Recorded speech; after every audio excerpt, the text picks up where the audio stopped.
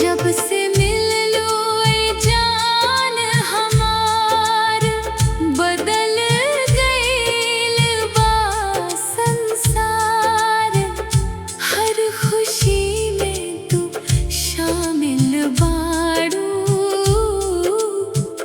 तू ही दिल के आधार।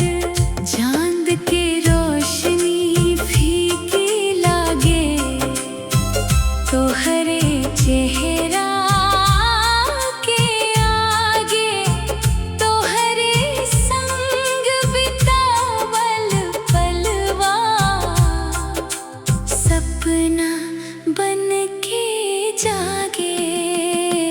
तोहरे बिना नींद ना आवे, सारी रात जियरा घबरावे।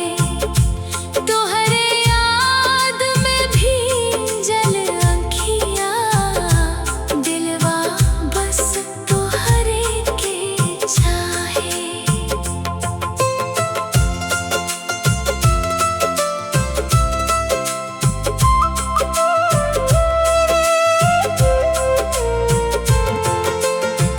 बरसत पानी बहत पवनवा, सब तोहार कहानी कहे। दिल के कोना कोना में बस तोहरे प्यार के दीप जले। जब तू धीरे से मुस्कावेलू, फूलन में खुशबू आवे। तोहरे मीठ बोल सुन के मनवा गुनगुनावे। चल सजनी हाथ पकड़ के, प्यार की राह चली। दुनिया चाहे कुछ हो कहे, एक दूजे के साथ रही।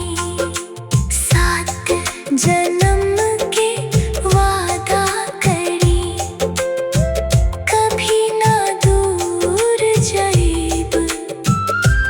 तोहरे हाथ तेरे जाने मन, सब कुछ छोड़ देब।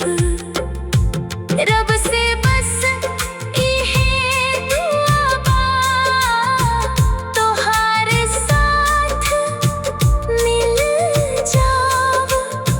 मांग में तोहरे नाम के प्यार के रंग सजाव।